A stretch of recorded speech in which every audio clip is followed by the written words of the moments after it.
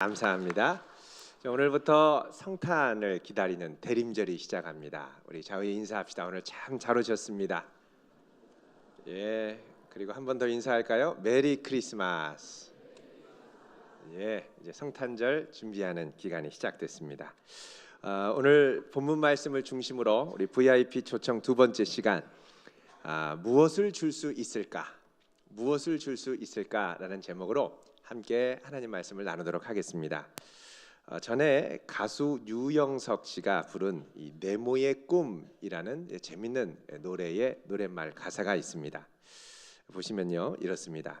네모난 침대에서 일어나 눈을 떠보면 네모난 창문으로 보이는 똑같은 풍경, 네모난 문을 열고 네모난 테이블에 앉아 네모난 조각 신문을 본 뒤 네모난 책가방에 네모난 책들을 넣고 네모난 버스를 타고 네모난 건물을 지나 네모난 학교에 들어서면 또 네모난 교실, 네모난 칠판과 책상들, 네모난 오디오, 네모난 컴퓨터, TV, 네모난 달력에 그려진 똑같은 하루를 의식도 못한 채로 그냥 숨만 쉬고 있는 걸.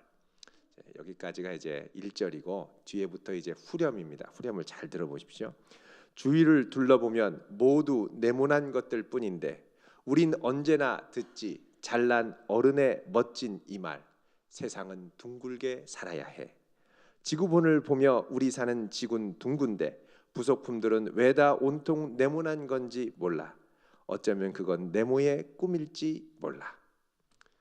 여러분, 오늘도 여러분 이 자리에 오셔서 네모난 성전에서 네모난 성경책을 들고 또 얼굴이 네모인 분도 계시죠. 네모난 곳에서 함께 또 예배를 또 네모난 주보와 함께 우리 드리고 있습니다. 사실 우리가 둥글둥글하게 산다라는 거 참 좋다라는 거 알고 있습니다만 참 둥글둥글하게 살기가 어렵습니다. 다들 주변에 보면 네모 같은 분들이 많습니다. 네모 사이에 둘러싸여 있다 보면 내가 아무리 둥글둥글 하려고 해도 나도 모르게 네모로 변해가는 것 같습니다. 또 네모가 되다 못해 점점점 이게 심해지면 네모에서 세모로 바뀌는 분들이 계십니다. 더 뾰족해서 아주 그냥 콕콕 주변에 있는 분들을 찌르죠. 이분들의 사전에는 손해란 것이 없습니다.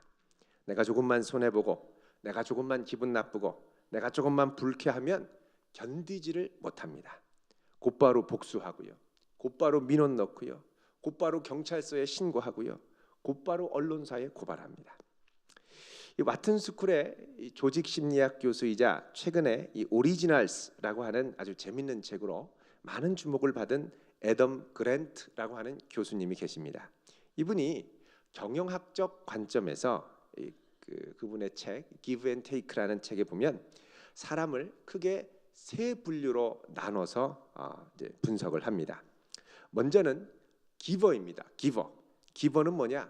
주는 사람이라는 거죠. 기브, 주는 사람. 주는 것이 좋고 가능하면 더 많이 주려고 합니다. 상대방의 관점에서 내가 어떻게 하면 그 상대를 위해 줄 수 있을까? 그 상대방이 원하는 게 뭘까의 관점에서 자꾸 주려고 하는 사람입니다. 도형으로 하면 둥글둥글한 사람, 기버죠. 기버. 두 번째는 테이커입니다. 테이크 하면은 잡다, 취하다, 빼앗다 뭐 이런 뜻이 있죠. 자, 이 테이커는 절대 손해 보지를 않습니다. 어떻게든 자기에게 필요한 걸 최대한 얻어내려고 애쓰는 사람입니다. 자기 중심의 관점에서 상대방이 나에게 얼마나 유익이 되느냐, 이게 제일 중요합니다. 또 내가 그 사람을 만나면, 시간 들여서 이렇게 만나면 그 사람한테 얻을 유익이 무엇인가, 이걸로 주로 고민을 많이 하는 사람입니다. 아주 강력한 테이커가 되다 보면 사람이 네모가 되고 네모에서 더 뾰족한 세모로, 아주 강력한 테이커 세모로 변합니다.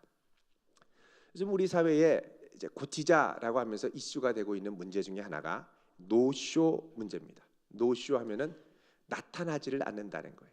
식당 간다고 예약했는데 안 간다고 얘기도 안 하고 나타나지도 않고, 또 명절 때에 KTX 기차 예약했는데 나타나지 않고, 노쇼입니다. 왜 나타나지 않느냐? 뭐 지금 당장 필요 없으니까, 나한테 크게 손해가 되지 않으니까 괜찮다는 거예요. 그런데 만약에 식당에 이렇게 예약을 하면 식당 주인 같은 경우는 이미 식재료를 많이 사놓고 특별히 더 준비를 많이 하게 되죠. 그런데 안 나타난다고 연락도 안 주고 그냥 나타나지 않는다. 그러면 상당한 손해를 입히게 되는 것입니다. 자, 그런데 이제 우리 주변에는 이런 노쇼를 당연하게 생각하는 사람들이 많이 있습니다. 그래서 적어도 나타나지 않으면 전화라도 좀 하자. 자, 이런 유형의 사람들을 뭐라 그러냐? 매처라고 그럽니다. 매처 그러면 여러분 매치시킨다, 그런 말 들어보셨죠? 매치, 서로 이렇게 짝을 지어주는. 그러니까 매처는 뭐냐? 계산이 정확한 사람입니다. 기브하면 테이크를 해야 됩니다. 줄 건 주고 받을 건 받는 사람입니다. 그래서 내가 무슨 신세를 지면 어떻게든 되돌려 주려고 하고요. 또 내가 무언가를 베풀었으면 또 나에게 다시 되돌려 줄 것을 기대하는 사람입니다. 자, 이게 균형을 잘 맞추지 않으면 좀 이렇게 일방적이다라는 생각이 들면 상당히 힘들어하는 사람들이 주변에 많이 있습니다. 우리 젊은 청년들도 그렇죠. 연애할 때도 세 타입입니다. 기버형이 있습니다. 그저 그녀와 함께, 그 오빠와 함께 같이 있는 것이 좋고 뭐든지 퍼다 주고 싶고. 근데 반면에 테이커형이 있죠. 같이 만나면 절대 밥값을 내지 않습니다. 자기 지갑 절대 열지 않습니다. 테이커형 연애죠. 매처형도 있습니다. 내가 오늘 식사를 사면 디저트는 당신이 사고, 다음에는 당신이 식사를 사면 내가 디저트를 사고. 이게 한 큐만 좀 빗나가면 상당히 불편해하는 사람이 있습니다. 그리고 따져요. 일기에 쓰고. 참 안타깝죠. 자, 근데 이제 중요한 건 이렇게 기버형으로도 살고 매처형으로도 살고 테이커형으로도 사는데, 중요한 건 뭐냐? 이들이 삶과 또 직장과 내 주변 사람들 사이에 맺는 관계를 통해 나타나는 퍼포먼스, 생산성이라 그러죠. 이른바 열매, 결과가 어떠하느냐라는 것입니다. 이 애덤 그랜트 교수가 정말 아주 세밀한 도구를 사용해서 분석을 해봤더니 가장 큰 생산성을, 퍼포먼스를 나타내는 사람이 누구냐? 테이커냐, 매처냐, 기버냐? 뭘까요? 기버입니다. 기버. 아니 그냥 퍼주면 손해인데 퍼줬더니 더 많은 퍼포먼스가 나타난다는 거죠. 사실 요걸 배워서 무료 샘플들이 많고 식당에 가면 시식 코너가 많습니다. 일단 줘보는 거죠. 자, 반면에 테이커하고 매처는 그 퍼포먼스에 있어서 비슷한 비율로 나타나는 걸로 이제 위치하는 것으로 드러났습니다. 사도행전 20장 35절에 보면 예수님께서 하신 말씀을 이렇게 인용을 합니다. 또 주 예수께서 친히 말씀하신 바, 주는 것이 받는 것보다 복이 있다 하심을 기억하여야 할지니라. 자, 주는 것이 받는 것보다 훨씬 복이 있다는 겁니다. 물론 우리가 들으면 뭐 그렇긴 하겠지라는 생각이 듭니다만, 사실 우리가 일상에서 실제로 살아갈 때 보면 우리는 대부분 주는 것보다 받는 것을 훨씬 좋아합니다. 하다못해 마트에서 고무장갑 하나 더 준다고 하면 쫙 줄을 서 있습니다. 라면 끓이는 냄비 준다고 해서 쫙 줄 서 있습니다. 그거 가져오면 라면 끓여 먹지도 않아요. 근데 그냥 줄을 서 있어요. 왜? 준다고 그러니까. 받는 것을 너무너무 우리는 좋아합니다. 그리고 받아야지 자꾸 퍼주기만 해서 손해를 보면 바보라고 생각을 합니다. 우리는 그런 생각을 하지만 우리가 일상생활에서 관계를 맺는 걸 보면 또 아이러니한 현상이 나타납니다. 그건 뭐냐면 우리가 실제로 매력을 느끼는 사람은 누구냐? 기버형 사람들에게 매력을 느낍니다. 꼭 그렇게 따지지 않고 그저 넉넉하게 허허하면서 퍼주는 사람에게 훨씬 더 인간적인 매력을 많이 느낀다는 거예요. 그리고 내 주변의 사람들도 은근히 은연중에 우리가 기대하는 건 뭐냐? 나에게 줘주기를 기대하고 나에게 퍼주기를 기대하고 나에게 호의를 베풀기를 기대한다는 겁니다. 그러면서 정작 나 자신은 너무 인색하고 주려고 하지 않고, 그러니까 기버한테는 매력을 느끼지만 우리가 실제로는 기보가 되지 못하고 테이커로 살고자 하는 유혹 가운데 날마다 살아가게 된다는 것입니다. 왜 이런 유혹이 우리 안에 강할까요? 성경은 이것이 바로 죄의 영향력 때문이라고 말씀하고 있습니다. 죄의 영향력이 우리가 살아가는 사회에 만연하게 되면서 우리는 이 세상에서 정말 자기 자신을 순수하게 내어주는 사람을 만나기가 힘든 세상이 되었습니다. 자, 자신이 갖고 있는 걸 아무 조건 없이 후하게 내어주는 것, 여러분 이것을 뭐라 그러냐? 성경은 사랑이라고 얘기를 합니다. 요한일서 4장 8절과 16절에 보면 하나님은 사랑이시라 라는 말씀이 나옵니다. 여기서 이 사랑이라는 말은 헬라어로 아가페라고 되어 있습니다. 이 아가페는 없다라는 의미의 접두어인 아와 에고라고 하는 나 자신이라는 말이 결합된 단어입니다. 그러니까 아가페는 뭐냐? 나 자신을 계산하지 않고 나를 없다고 생각하고 나를 생각하지 않고 기꺼이 다른 이들을 위해 내어주는 것, 이런 아낌없이 내어주는 이타적 사랑, 이걸 바로 아가페의 사랑이다라고 얘기를 합니다. 우리는 그런 사랑을 맛보기가 참 쉽지 않은 세상에 살기 때문에 이따금씩 이런 아가페 사랑 이야기를 들으면 가슴이 뭉클해지고 감동을 받을 때가 많이 있습니다. 우리 어린 자녀들이 많이 읽는 동화 중에 하나가 아낌없이 주는 나무라는 동화가 있습니다. 내용을 짧게 소개를 드리면요, 어린 소년이 있었습니다. 이 어린 소년은 그 동네에 있는 나무랑 늘 같이 어울려 놀았습니다. 나뭇잎으로 왕관을 만들어 숲속에 왕자놀이도 하고 나뭇가지에 매달려서 그네놀이도 하고 사과도 따먹고 숨바꼭질도 했습니다. 그런데 이 소년이 점점점 크자 나무한테 말합니다. 야, 난 이제 돈이 필요해. 너 나한테 돈을 좀 줄 수 없니? 그러자 나무는 고민하다가 내게 돈은 없고 그러나 내게 있는 사과나무 열매가 많이 있으니까 이 열매를 다 갖다 따서 내다 팔으렴. 그러면 돈이 될 수 있을 거야. 그러자 이 소년은 아무 말도 안 하고 사과를 다 땄습니다. 그리고 몇 바구니를 실어가지고 나가서 사과를 팔고 그걸로 돈을 벌게 됐습니다. 그리고 이 돈을 갖고 어디론가 사라졌습니다. 나무는 이 소년을 기다렸지만 소년은 좀처럼 나타나질 않았습니다. 오랜 시간이 지난 후에 어느 날 이 소년은 다시 나무에게로 돌아왔습니다. 나무가 너무 반가워서 친구야, 정말 잘 왔어. 우리 그전처럼 재밌게 지내자. 그러자 나무가 얘기를 합니다. 그러자 이 소년이 얘기를 합니다. 야, 나는 그렇게 너랑 놀 정도로 한가하지 않거든. 바빠. 그러자 나무가 그러면 어떻게 하면 좋겠니? 그러자 이 소년이 얘기를 합니다. 나는 지금 나를 따뜻하게 해줄 집이 필요해.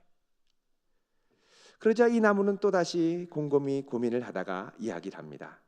그러면 내 가지들을 베어다가 너를 위해 집을 짓지 그래? 그러면 행복하게 살 수 있지 않겠니? 그러자 이 소년이 이 얘기를 듣고 또 아무 말 없이 나무 가지들을 잔뜩 베어서 자기 집을 짓기 위해 또 떠났습니다. 그 집을 졌겠죠. 그런데 이 소년은 돌아오지 않았습니다. 또 한동안 오랜 시간이 지났습니다. 자, 한참이 지나자 이 소년이 다시 나타났는데 이제는 소년이 아니라 중년이 돼서 머리가 희끗희끗해진 상태로 나타났습니다. 나무가 반가워서 어서 와, 서운하다는 말, 그동안 어디 있었다는 말 한마디도 안 하고 어서 와, 반가워, 환영해 줬습니다. 이제 우리 즐겁게 다시 시간을 보내자.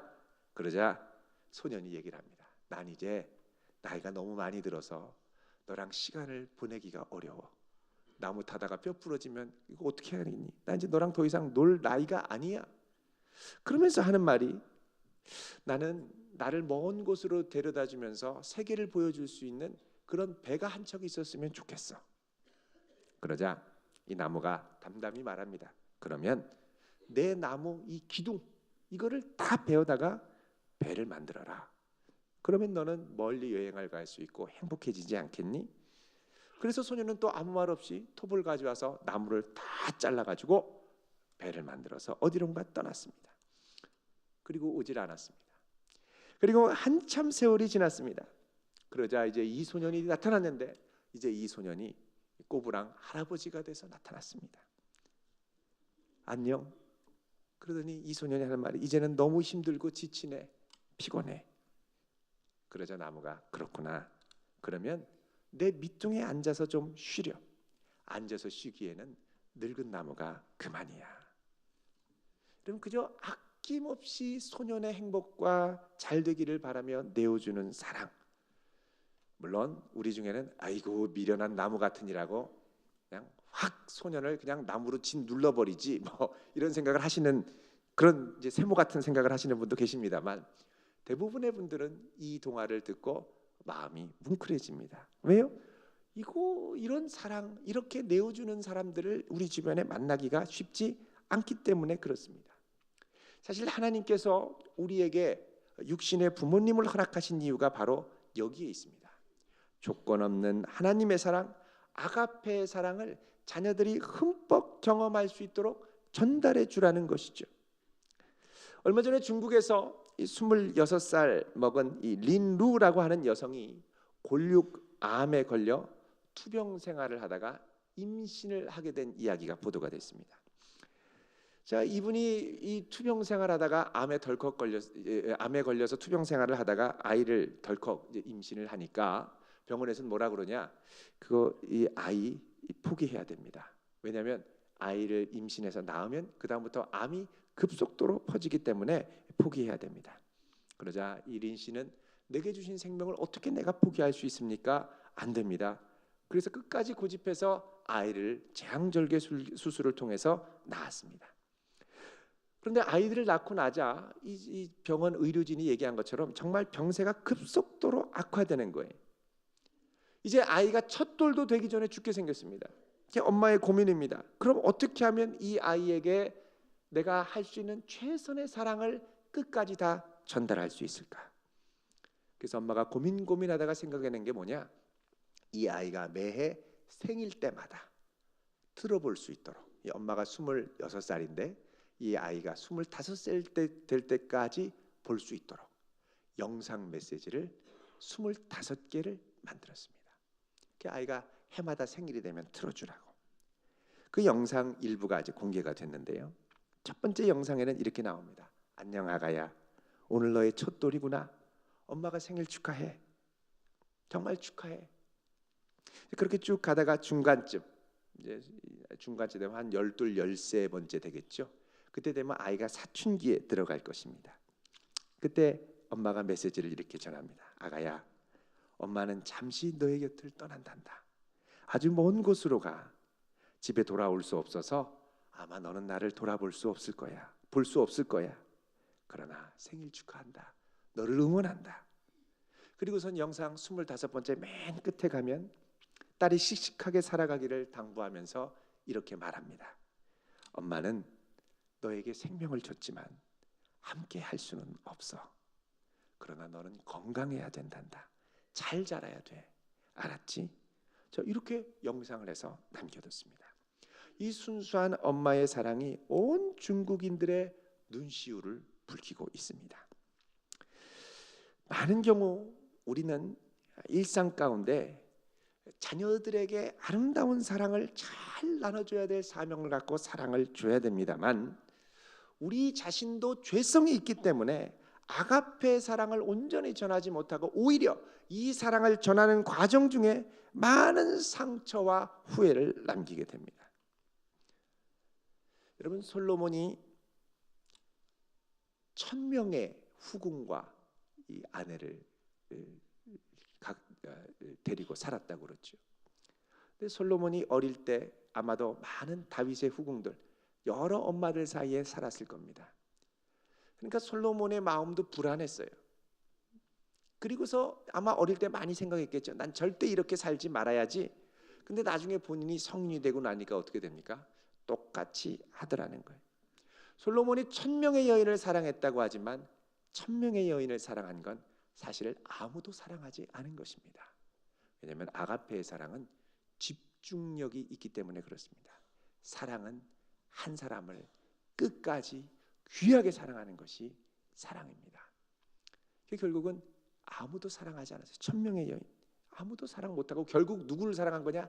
자기만을 사랑한 겁니다. 테이커의 사랑을 남긴 것이죠. 사실 사랑이라는 것이 그렇습니다. 내가 먼저 흠뻑 받지 않으면 절대 다른 이들에게 나눠줄 수가 없습니다. 먼저 충분히 받지 않으면 절대 그 사랑이 밖으로 가질 않습니다. 많은 경우 우리가 이 사랑을 받다 상처를 받고 결핍이 있고 그러면 이제 웅크리게 되고 이제 웅크리면서 살면 우리의 삶의 스타일은 뭐가 되느냐? 테이커형의 삶이 된다는 것입니다. 아무리 마음을 관대하게 쓰려고 해도 매처형 이상을 벗어나기가 쉽지가 않습니다. 자, 이런 현상을 말씀하는 게 오늘 본문의 7절 말씀이죠. 로마서 5장 7절. 여기 보면 이렇게 말씀합니다. 의인을 위하여 죽는 자가 쉽지 않고. 여러분, 우리가 누군가를 위해 순수한 것들을 내어줄 때 그가 의인이라면, 그가 나에게 잘해줬다면, 그가 나의 이 마음과 정성을 받기에 충분히 자격이 있는 사람이라면 나는 기꺼이 내어줄 수 있는데 이런 것도 쉽지 않다는 거예요. 의인을 위해, 정말 괜찮은 사람을 위해 내가 내 것을 내어주는 것, 더구나 내 생명까지 내어주는 것 쉽지 않다는 겁니다. 또 선인을 위하여 용감히 죽는 자가 혹 있거니와. 정말 이 안타까운 선량한 사람들을 위하여 내 생명과 나의 것을 내어주는 것 가끔씩 있다는 거예요. 여러분, 혹 있다라는 건 뭐냐? 이게 절대 우리가 살아가는 세상에서는 쉽지 않다는 것입니다. 적어도 착하고 선량한 사람을 위해 했다면 내어준 사람이 명분이라도 쓰지요. 명분이 있잖아요. 그래도 저런 사람들을 위해서 희생하셨어. 얼마나 명분이 있고 또 명예롭습니까? 그런데 여기에 아주 어리석은 사랑 하나가 소개가 됩니다. 그건 뭐냐? 악한 사람, 못된 사람, 말도 안 되는 사람을 위해 자기를 희생한 사랑입니다. 자, 8절 같이 읽습니다. 시작. 우리가 아직 죄인 되었을 때에 그리스도께서 우리를 위하여 죽으심으로 하나님께서 우리에 대한 자기의 사랑을 확증하셨느니라. 자, 여기 보면 우리가 아직 뭐 되었을 때예요? 죄인 되었을 때에, 우리에게 회복의 기미가 없을 때, 가능성이 없을 때. 여러분, 우리가 우리 주변 사람들이 회복의 기미가 없고 가능성이 없으면 어떻게 됩니까? 그냥 포기해버립니다. 내팽개쳐버립니다. 더 이상 너는 내 자식이 아니다. 더 이상 당신은 내 배우자가 아니다. 이러면서 내팽개치는 분들이 의외로 요즘 많습니다. 우리 어린 자녀들 키우다가 보면 가끔씩 사고가 나고 아이를 죽음에 이르게 할 정도로 학대하는 부모의 이야기가 가끔씩 나올 때가 있죠. 충격을 우리에게 줍니다. 자, 그런데 이렇게 마음에 안 들고 죄인이고 가능성 없는 우리를 위해서 하나님께서 먼저 파격적인 사랑을 보여주셨는데 그게 뭐냐? 8절에 보면 우리가 아직 죄인 되었을 때에 그리스도께서 우리를 위하여 죽으셨다는 겁니다. 우리를 위하여 죽으셨다. 자, 우리가 이런 악한 상태로 계속 가면 죄의 형벌, 죄의 대가로 죽을 수밖에 없는데 이런 죽음을 통해서 우리가 결국 우리가 이 죄의 짐을 지고 죽어야 되는데 이 죄의 대가를 그 아들 예수 그리스도, 하나님의 아들 예수 그리스도가 대신 지시고 우리를 위하여 죽으셨다는 겁니다. 자, 이 죽음을 통해서 하나님이 행하신 일이 뭐냐? 8절 후반절에 보면 하나님께서 우리에 대한 자기의 무엇을? 사랑을 확정, 자기의 아가페를 확정하셨다는 겁니다. 우리를 창조하신 하나님께서 어떻게든 우리를 살리기 위하여, 공의로우시지만 사랑이 많으신 하나님이 어떻게든 우리를 살리기 위하여 자기 아들을 기꺼이 내어주었다는 것입니다. 자, 이 사랑 앞에 우리는 뭘 깨닫게 되느냐? 내가 그냥 이대로 사는 게 아니라 어마어마한 사랑을 하나님이 보여주셨고 이 사랑을 붙들고 살아야 할 존재구나. 이 사랑이 우리 앞에 있음을 깨닫고 이걸 우리가 받아들이는 행위를 뭐라 그러냐? 믿음이라고 그럽니다. 믿음. 그 사랑이 나를 위해 된 것임을 믿고 붙드는 것, 이게 믿음입니다. 자, 이때부터 우리는 사랑받은 존재로 살게 되고 우리가 믿음으로 이 사실을 받아들일 때 이때부터는 엄청난 사랑을 받은 자로 그 사랑을 나누며 살아갈 수 있는 기버로서의 새 힘을 얻게 된다는 것입니다. 여러분, 지금 내 생은 어떻습니까? 나는 지금 주변 사람들에게 얼마나 후한 기버입니까? 아니면 내 것 하나라도 손해보지 않기 위해 안간힘을 쓰는 테이커입니까? 여러분 어릴 때 이렇게 학교 다니실 때 책상 가운데, 요즘은 뭐 1인용 책상입니다만 짝꿍이랑 같이 있으면은 이 금 넘어오면 막 연필로 막 콕콕콕 찌르고요, 그죠? 절대 못 넘어온다고 막 엄포를 놓고요. 이게 다 뭐냐? 우리 안에 테이커 기질이 있는 겁니다. 절대 용납이 안 되는 거죠. 자, 그런데 우리 인생은 이미 엄청난 은혜를 받았고 이 구원의 소식을 받은 자로 나누면서 살아가는 새로운 부르심이 우리 앞에 있다는 것입니다. 자, 요한일서 4장 9절을 한번 보도록 하겠습니다. 신약 성경 392쪽입니다. 392쪽. 요한일서 4장 9절에서 12절. 같이 읽겠습니다. 4장 9절 먼저 읽겠습니다. 9절 시작. 하나님의 사랑이 우리에게 이렇게 나타난 바 되었으니 하나님이 자기의 독생자를 세상에 보내심은 그로 말미암아 우리를 살리려.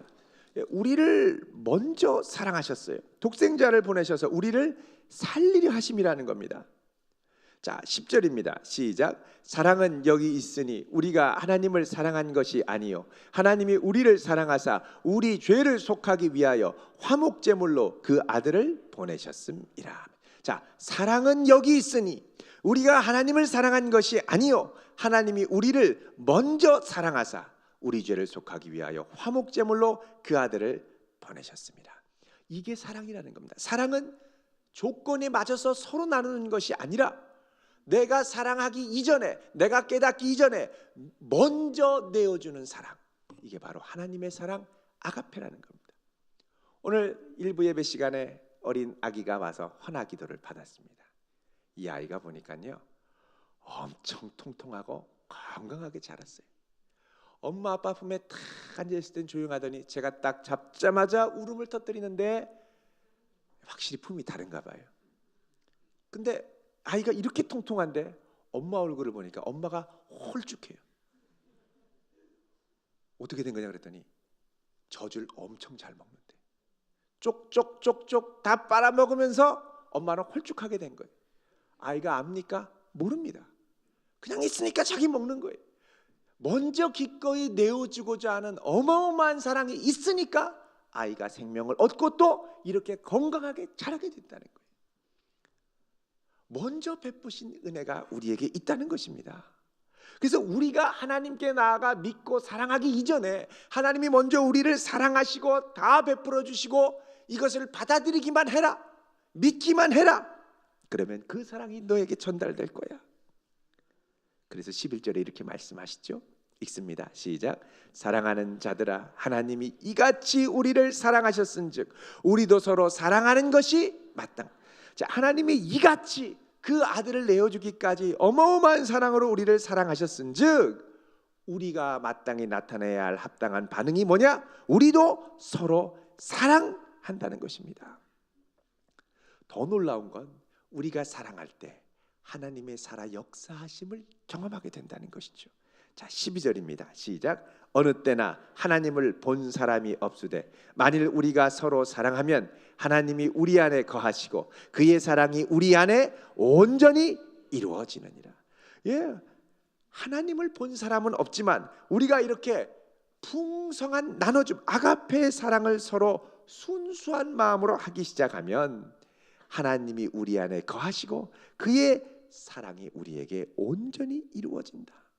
그래서 우리가 말과 혀로만 사랑할 게 아니라 이제는 행함과 진실함으로 사랑하게 되는 역사가 일어나게 된다는 것입니다. 다니엘 고틀립이라고 하는 분이 있습니다. 이분이 이제 심리학자이자 상담학자인데요. 이분이 샘에게 보내는 편지라는 책을 썼습니다. 샘 그러면 우리가 생각할 때는 선생님의 준말 뭐 이렇게 생각할 수 있습니다만 샘은 자기 손자 이름입니다. 사무엘을 줄여서 샘이라고 그러죠. 자, 이 샘은 손자인데 이 할아버지의 이 삶의 역정이 참 특이합니다.